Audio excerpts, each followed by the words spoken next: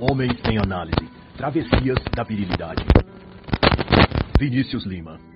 Este é um trabalho de análise literária e não um audiobook da obra. Não reproduz as opiniões e pontos de vista do autor, e nem pretende substituir a necessidade da leitura da obra no seu todo. Pode, além disso, conter ilações, comparações ou exemplificações para com a cultura política do dia ou eventos atuais. No dia dessa gravação, celebra-se o dia de São Sérgio, do século IV d.C. São Sérgio vivia sob o regime do imperador Diocleciano, que liderava uma onda de perseguição e assassinato aos cristãos em toda a Cesareia, a atual região da Turquia. Durante os festejos em homenagem ao deus romano Júpiter, o imperador prendeu e ordenou que os cristãos prestassem homenagem a esse deus. Como se eles se recusaram, todos estavam sentenciados à morte de forma cruel e dolorosa. São Sérgio, na época, era um eremita cristão e devoto, e como vivia afastado da cidade, não tinha sido capturado, e poderia continuar assim, afastado e sem ser descoberto pelas autoridades. Mas, movido por um forte senso de justiça, ele foi à cidade e, à frente de todos, pôs-se a defender os cristãos, e a condenar os atos cruéis do imperador, mesmo sabendo que isso lhe custaria a própria vida. E assim, o imperador mandou que capturasse São Sérgio e o degolou em praça pública. E este santo, então, relembra o compromisso moral que todo cristão temos de defender o bem e a verdade e se posicionar contra o mal, não importa o preço que isso custe. Então, assim, pedimos humildemente, São Sérgio, rogai por nós. Em nome do Pai, do Filho e do Espírito Santo. O autor Vinícius Lima é psicólogo, mestre e doutor em estudos psicanalíticos. É professor e pesquisador nas áreas de gênero, sexualidade e masculinidades. Nesta obra ele apresenta uma visão modernista, marxista e muito enraizada no tal marxismo cultural e ideologia de gênero, sobre o que é ser homem, a masculinidade, e como a psicanálise pode conduzir os homens do século XXI a uma nova identidade sem os moldes daquilo que esse autor chama de machismo estrutural e blá blá blá. Esta é uma leitura, como você já deve imaginar, totalmente marxista, no âmbito do que apelidou-se de guerra cultural. E apesar de intragável, esta é uma obra importante, isso porque tange a mostrar a face destrutiva da ideologia esquerdista e o quanto ela corrói as bases morais e espirituais e sociais também, e até políticas, digamos, da nossa sociedade. Esta obra, portanto, questiona e ataca a virilidade, a masculinidade e o papel que, tradicionalmente, o homem executa no mundo atual. O autor usa, para isso, subterfúgios em Freud e Lacan, e com isso distorce a realidade e corrompe a psicologia e a psicanálise, e usa essas ciências humanas para fazer propaganda LGBTQIA+, sei lá o quê, e também o malfadado movimento woke e o feminismo. E assim eu sugiro que você tome o seu Dramin para segurar a sensação de vômito, faça um seguro médico contra a insalubridade e vem comigo nessa leitura, pois afinal eu não vou passar raiva aqui sozinho, né? Bom, a proposta do autor é ponderar sobre o que ele chama de psicanálise do macho, um conceito que entende a masculinidade e a virilidade do homem como uma imposição, ou, na melhor das hipóteses, uma construção social e cultural. Vinícius Lima enxerga que os sexos, homem e mulher, na atualidade, seguem, ou devem seguir pelo menos, trajetórias distintas e não mais heteronormativas, como nos foi apresentado, até mesmo pela psicóloga, ou psicólogo, sei lá como o autor se identifica, né? O doutor Vinícius Lima, de todo modo baseado em Freud e Lacan. O argumento é que Freud e Lacan, dois dos maiores ícones da psicanálise, falaram e clinicaram a partir das bases masculino dominante e feminino subserviente. Contudo, nem mesmo eles atestaram que essa moldura estava correta, ou que deveria se perpetuar. Para o autor, esse era o contexto social daquela época, mas não quer dizer que Freud ou Lacan a considerasse saudável ou imutável. Eles trabalharam com o que tinham em mãos, é isso o que diz o autor. Assim, o que o Dr. Vinícius sugere é a reconfiguração subjetiva que desconstrua a imagem machista de que o homem deve ser desse ou daquele jeito. A análise do macho, é dito no livro, deve seguir em direção ao feminino. E ele também vai se contrapor ao que chama de insígnias culturais de poder, que dão ao falo, ao órgão reprodutor masculino, um destaque simbólico que o põe como supremacista quando se trata de direitos, oportunidades ou predominância na sociedade. Seja nos aspectos de trabalho, de carreira, estudo, família. Mas, para isso, no entanto, para promover essa desconstrução do masculino, Como você já deve ter imaginado, o autor nega a determinação biológica. Ele critica o que apelidou de teatro binário dos sexos e se esforça para tornar o masculino ou a masculinidade um objeto clínico, uma substância no laboratório que pode ser manipulada e reconfigurada ao gosto dos alquimistas sociais, como ele próprio, professor Vinícius, é um mago das palavras, hipnotizando as mentes com feitiços linguísticos para convencer os homens a se afeminarem e as mulheres a se masculinizarem. E ao final todos largarem seus papéis e funções naturais e o mundo então vira um caos, porque do caos a nova ordem diabólica marxista poderá ser erguida. Por isso mesmo que o livro tem o subtítulo Travessias da Virilidade. É justamente porque se dispõe a guiar os homens da posição de hétero, macho ou do que for, para uma outra percepção, a de abandonar sua virilidade, sua masculinidade, através da persuasão psicológica que esse livro faz. E a razão desta análise é denunciar isso e proteger você, amigo leitor, dessas armadilhas progressistas disfarçadas de psicanálise. E para introduzir essa feitiçaria cerebral nos leitores, o autor elabora sobre como a psicanálise viu e lidou até hoje com a questão da masculinidade e do que é o homem. E desde o início, o Dr. Lima assegura que a análise do homem, ou do que se entende por ser homem, desde a perspectiva freudiana e lacaniana, tem uma dimensão também política e social, e não apenas cultural e psicológica. E nesse contexto ele considera, desde Freud, que 3 elementos definiram o significado e a atuação do homem na sociedade.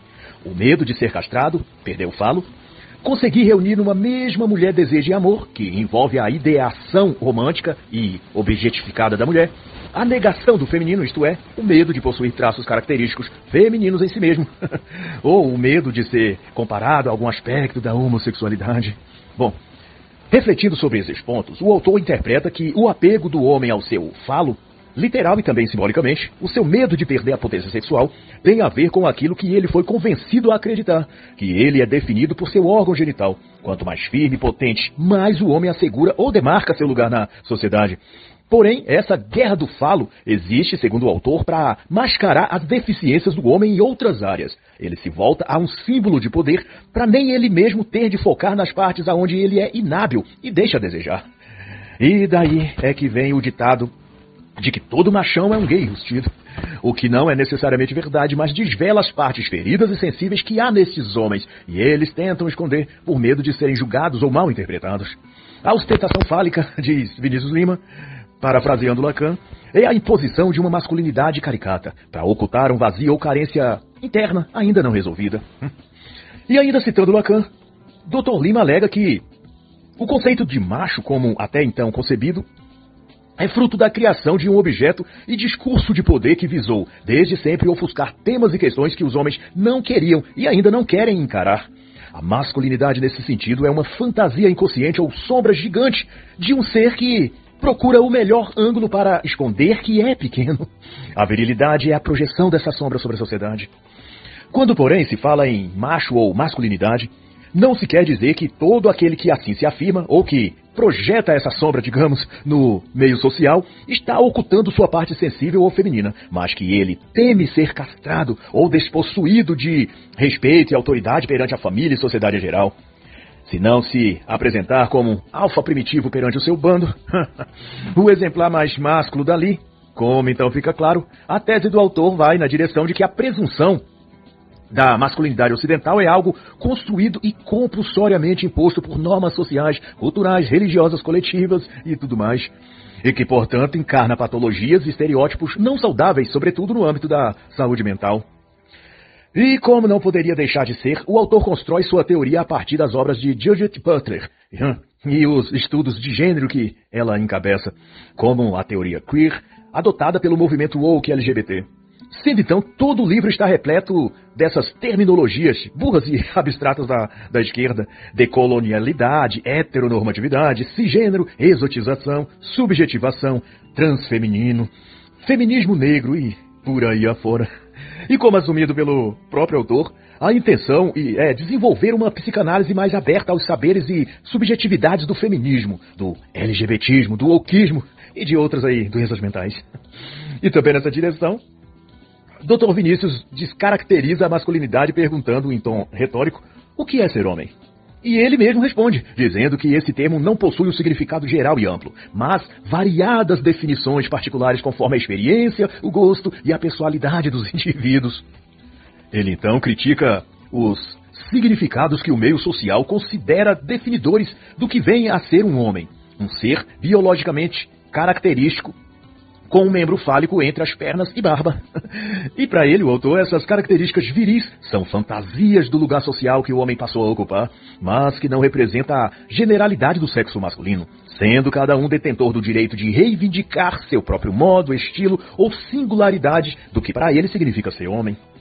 Nossa cultura ocidental, na visão do professor Vinícius, definiu o homem como aqueles que possuem um pênis, se interessam por mulheres e têm uma expressão viril na sociedade. Mas esse padrão, para o autor, não reflete outra coisa senão a forma como as expectativas de uma época prevaleceram na narrativa social.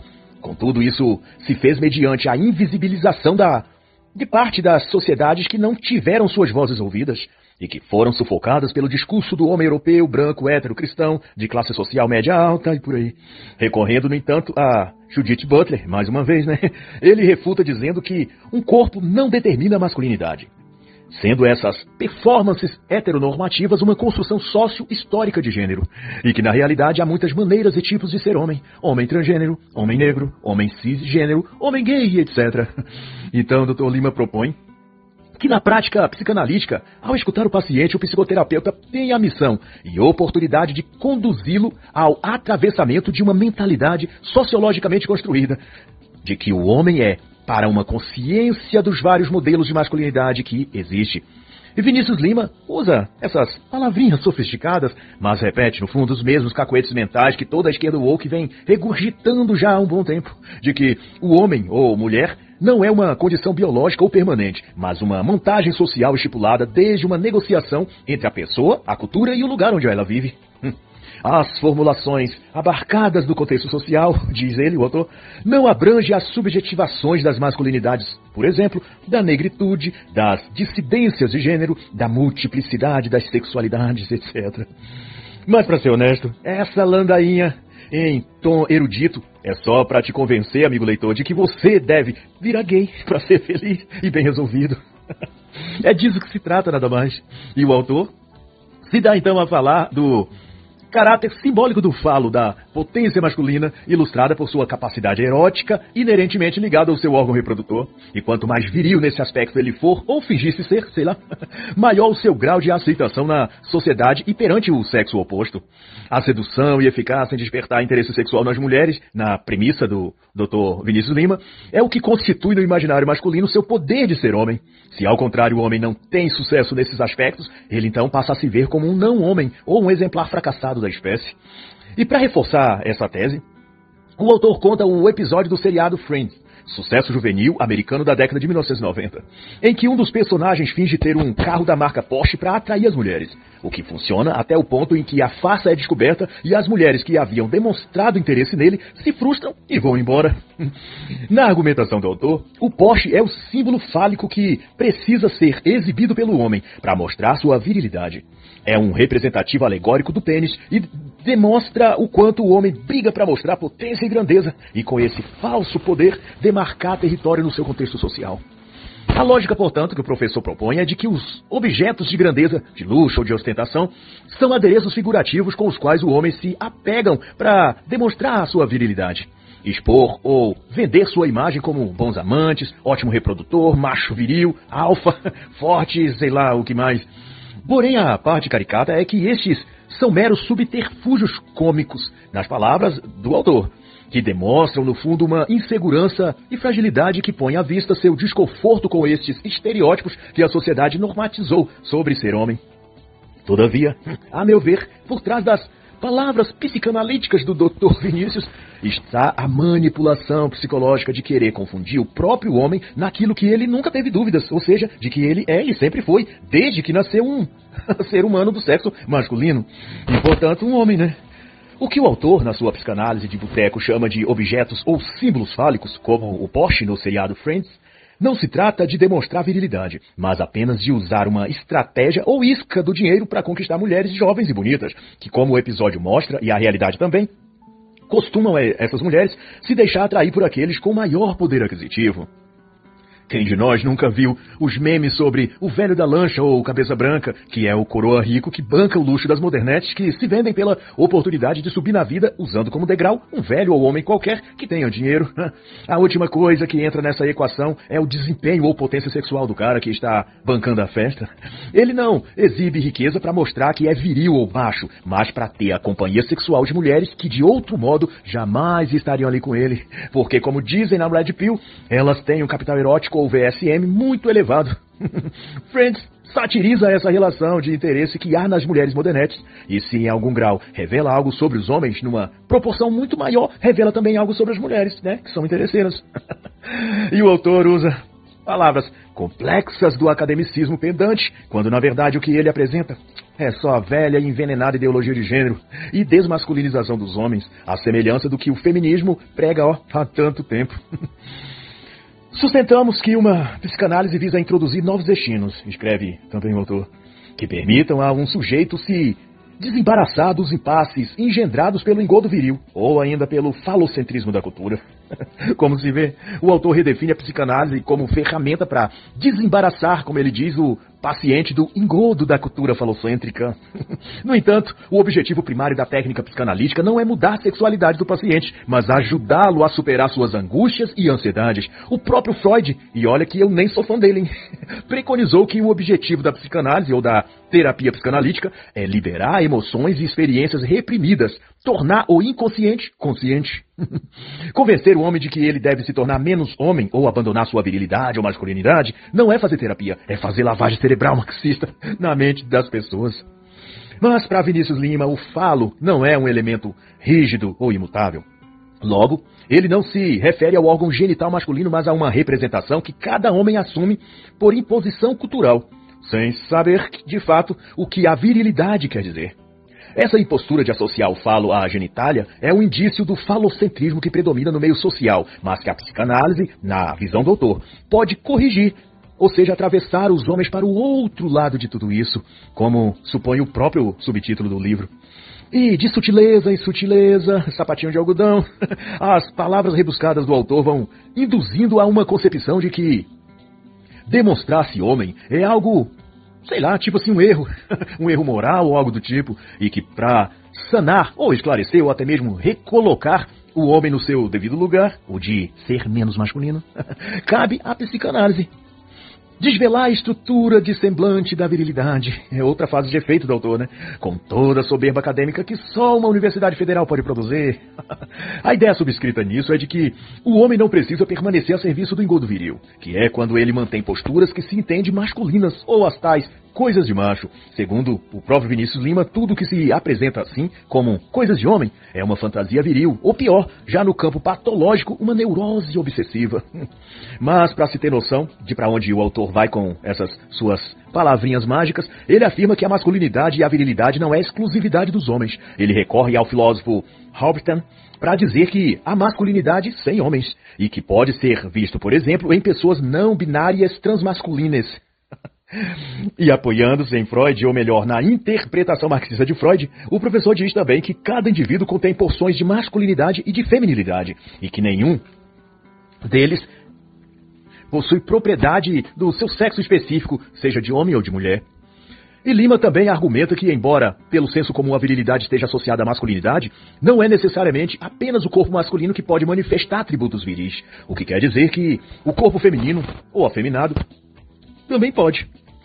E sua tese é que virilidade não é exclusivamente questão de força, coragem, vigor e um ideal masculino de virtude como alguns recortes da Grécia Antiga perpetuaram, mas é muito mais uma questão sociológica de dominação social e sexual e, em última análise, de sentimentos e afetos. De minha parte, eu acho que se trata do que São Paulo disse a Timóteo, que as pessoas se recusarão a dar ouvidos à verdade, voltando para os mitos e desviando-se da verdade para se voltar às fábulas. Disso que se trata, né, em 2 Timóteo, capítulo 4 e verso também 4. De todo modo, o professor sugere que a psicanálise contorne o estereótipo grego de virilidade e supere a masculinidade ou ostentação viril, nas palavras dele, para entrepor, em lugar disso, uma alternativa a de que o homem pode sobrepujar o medo de ser castrado numa linguagem analítica e se desarmar da necessidade de se autoafirmar como um exemplar másculo da classe dos homens. E então, perdeu o receio de ser sensível ou de parecer menos viril. Afinal, a virilidade, é o que escreve o autor, é a tentativa de responder à ameaça da castração, de perder o falo. Contudo, na sociedade moderna, esse medo já não tem mais razão de existir, já que a psicologia e outras ciências humanas já nos dão conhecimento bastante para empreender novas jornadas sem as velhas bagagens pseudo-morais de tempos passados. E nessa rajada de besteiras que o autor dispara contra o leitor, ele também diz que o medo da castração, que motiva as ações viris, também possui um lado de negação ou recusa do feminino, o que se traduz até certo ponto como preconceito e discriminação à figura da mulher, por entender que se trata do sexo frágil. Vinícius usa esse discurso a partir da chave interpretativa de Judith Butler, que, nas palavras dela, dessa autora, Butler, se refere a isso como ameaça de feminização, e ela também vai defecar as seguintes palavras. Os homens observam essa figura da castração, o feminino, e temem qualquer identificação ali. Tornar-se como ela, tornar-se ela. Esse é o medo da castração. Mas para não estender especificamente na questão de gênero de Judith Butler, eu deixo a recomendação de autores que refutaram com maestria as teses dela. Presos no Corpo Errado, de Pablo Munhoz Vieta, Androfilia, rejeitando a identidade gay, recuperando a masculinidade, de Jack Donovan, e Unissex, a criação do homem sem identidade, de Enrica Peruccetti. O autor, Pablo Iturrieta, para se ter ideia, destaca no primeiro capítulo da sua obra os fundamentos ideológicos da ideologia de gênero e ressalta as origens desta no marxismo e o sonho idílico de um paraíso matriarcal comunista, o que prova que quando o professor Vinícius Lima aqui se refere à desmasculinização do homem, ele só está repetindo, igual papagaio de pirata, aquilo que ouviu dos ideólogos marxistas da escola de Frankfurt ou de seus professores na universidade. Mas, contudo, se o homem perseverar para ir além do engodo viril ou fantasia de virilidade, como alega o autor, ele vai então encontrar e se conectar com o seu outro lado. E a ironia da virilidade, de acordo com Vinícius Lima, é que o sujeito masculino é feminizado em seu fantasma. Ele já não é marcado por essa posição em seu inconsciente. E a bruxaria do autor, dentro dessas palavras de encantamento, se revela quando, enfim, ele sutilmente induz o leitor a uma experiência homossexual. Ele declara que a noção de castração em Freud significa que a castração neste é estrutural, que a virilidade do homem é uma tentativa inatingível de tomar para si o gozo fálico, mas que isso é irrealizável pelos métodos e meios que ele dispõe, que é o da afirmação de sua masculinidade e fuga ou negação de outra coisa qualquer. Há, assim, uma impossibilidade de um sujeito se realizar no campo do desejo, enquanto não se reconhece ser castrado. E o próprio professor explica esse emaranhado de palavras, revelando que os homens não se realizarão enquanto não atravessarem sua concepção de masculinidade, construída a partir da comédia do falo, que por sua vez quer dizer abandonar a masculinidade. É disso que se trata. Mas é também muito esclarecedor que o autor deixa evidente a estratégia que já vínhamos percebendo há muito tempo, de que essa história de desmasculinizar os homens começou nas artes, no cinema e produções culturais em geral. Ele menciona que Lacan foi quem melhor introduziu a crítica velada à masculinidade normativa, ou norma fálica. Isso quer dizer que as obras de Lacan deram o start na tática de menosprezar e diminuir a importância da autoridade masculina, conforme era prestigiado nas sociedades tradicionais até um tempo atrás no Ocidente. Com essa chave interpretativa, ou licença concedida, digamos assim, Hollywood, a TV, o entretenimento, passaram a exibir programas, desenhos infantis, filmes, aonde o tal privilégio simbólico masculino era atacado. O homem era diminuído ou ridicularizado nas figuras do pai, provedor, marido, ou no seu desempenho como amante viril. E veio da psicanálise de Lacan, na ótica do professor Vinícius, o insight de mostrar o homem como um babaca, um pai idiota, um velho chato e caquético, etc. Se o homem, na história do filme, era um rei, então seria demonstrado como um cretino déspota. Se era um pai de família, era apresentado como um imbecil. E então, à medida que a imagem tradicional de respeito e admiração ao homem era corroída, o imaginário popular ia recebendo outras versões masculinas para imitar. A de homens flexíveis sexualmente, abertos a novos formatos conjugais como poligamia ou poliamor. Como se diz na modernidade líquida, segundo Bauman, o homem pleno foi então passando a ser aquele que vestia indumentária feminina, usava blush, rímel ou alongava os cílios. E de fato, toda postura, hábito, gosto ou o que quer que os homens fizessem que remetia aos seus costumes tradicionais, passou-se a ser criticado, reprovado e acusado de machismo ou machismo estrutural, sei lá. O homem virou uma peça de exibição para o escárnio público. Um exemplo às gerações mais jovens do que não deve ser. E como confessa o autor, isso foi fabricado desde a psicanálise de Lacan, na interpretação que a psicologia pós-moderna deu de presente à indústria midiática. Vinícius Lima descreve também isso nos seguintes termos, concordando, é claro, com a seguinte conclusão. Nesse sentido, a psicanálise nos convida a tomar os homens no avesso de sua virilidade, na medida em que a experiência analítica nos dá acesso à sua divisão subjetiva, isso é, ao ponto em que o ideal de ter o falo, que caracteriza o engodo viril, já não é suficiente para responder pela posição de um sujeito. E depois disso, o professor discorre longamente sobre a teoria de Judith Butler entre 1993 a 2019. Sobre o falo lésbico, onde expressa a ideia estúpida de que o falo não tem a ver com o órgão genital masculino, mas é só uma representação de uma postura mental ou performance, que também se manifesta na mulher, pelo homem trans ou pela mulher lésbica. Aí ele vai utilizar palavrinhas pseudo-intelectuais para fingir que está tratando de um assunto muito sério e erudito, mas está apenas tentando justificar a preferência de alguns homens de se relacionar sexualmente com pessoas do mesmo sexo. Então ele fala em transferibilidade, expropriabilidade, plasticidade, detumescência e por aí vai. E Butler se refere a isso chamando de abraçar o falo sob novas formas. No livro A Guerra Tóxica contra a Masculinidade, repare que a autora Nancy Pearcey traz uma contundente abordagem sobre essa questão no capítulo 11, Bater nos Pais, porque o pai é sempre o idiota, onde ela destaca a desconstrução que a figura do homem, sobretudo no seu papel de pai e marido, foi recebendo ao longo dos anos pela mídia, indústria de entretenimento e publicações feministas, na TV, livros, filmes, artigos de jornais, matérias em sites ou entrevistas com supostos especialistas da psicologia e sociologia, debatem temas como pais não são necessários, como saiu na Huffington Post, ou pai não traz nenhuma contribuição à família, que foi publicada no The Atlantic. Ou também a matéria especializada na seção de ciência no New York Times, provando que, na biologia evolutiva, o homem, o ser masculino, é um dos principais problemas da humanidade. E fora isso, todo programa de TV, desde desenho animado para crianças até programas humorísticos, retratam o homem, marido ou pai, como um bobo inútil e atrapalhado, como Homer Simpson na famosa série animada de TV. Mas a questão levantada por Pearcey é de que, se os homens ou pais forem vilipendiados e menosprezados no seu lar, por sua família, ele obviamente não vai querer estar lá. E daí nasce aquelas figuras paternas ausentes, ou que não dão assistência aos seus filhos e família. Se o homem é visto como idiota, ele vai querer participar cada vez menos do que acontece no lar aos seus filhos e esposa. Em contrapartida, todos vão se ressentindo dele, e ele igualmente se ressentindo de todos.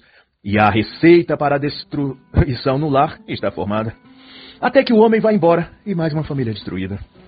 E para a autora Nancy Pearcey, o primeiro passo para mudar isso é criar um ambiente em casa onde o homem se sinta honrado, aceito e necessário. Se o homem sabe e sente que sua família precisa dele e o aprecia, e que a presença dele é bem-vinda, ele tende a se relacionar mais amorosamente com seus filhos e esposa, e consequentemente vai se dedicar mais ainda para ver o bem de todos.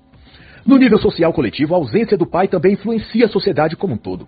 Por isso, todo esse ataque que o feminismo faz contra os homens prejudica todas as pessoas a longo prazo, e não apenas aos homens especificamente. Nancy Pearcey cita ainda, nesse mesmo capítulo, as estatísticas do impacto da ausência masculina na família.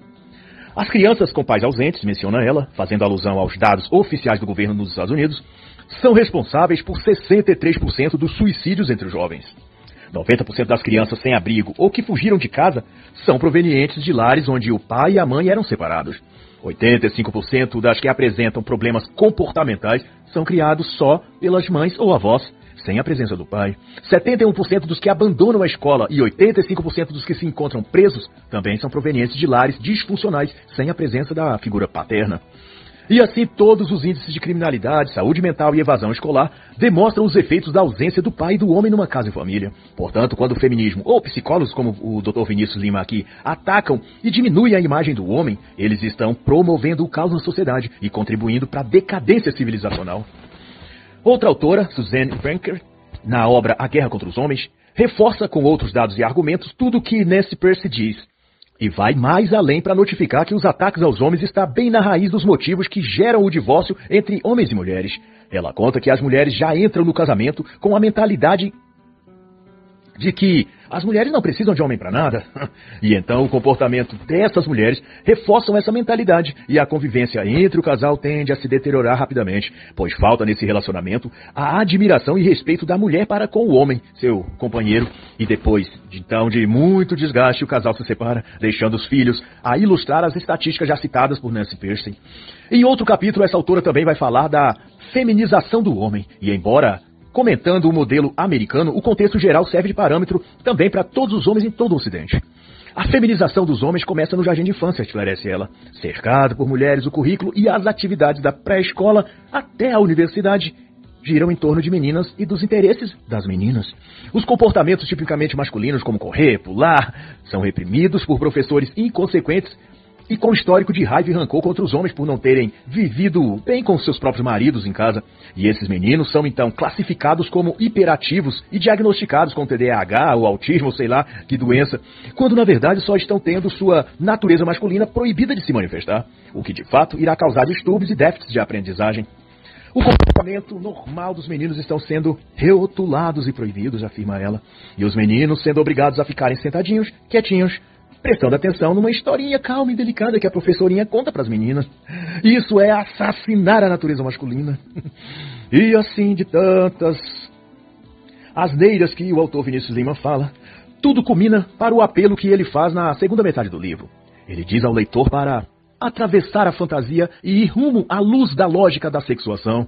E explica que isso significa autorizar-se do feminino ou dar ao seu eu o consentimento para externar o feminino em si.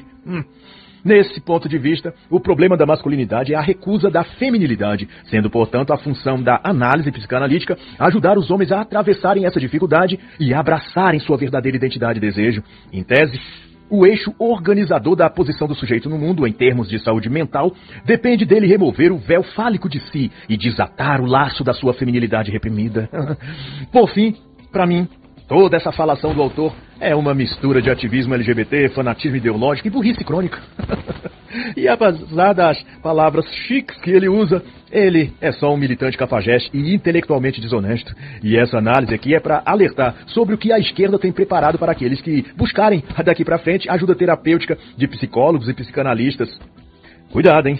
Você pode estar passando por uma sessão de desmasculinização. E de tão chocado, só me resta então repetir o que minha mãezinha dizia, né?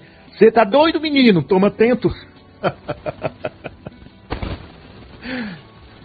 E assim está escrito, não vos enganeis. Deus não se deixa escarnecer. Tudo que o homem semear, isso também ceifará. Porque quem semeia na sua carne, da carne ceifará corrupção. Gálatas 6, de 7 a 8. E assim encerra a análise da obra Homens em Análise, Travessias da Virilidade, de Vinícius Lima.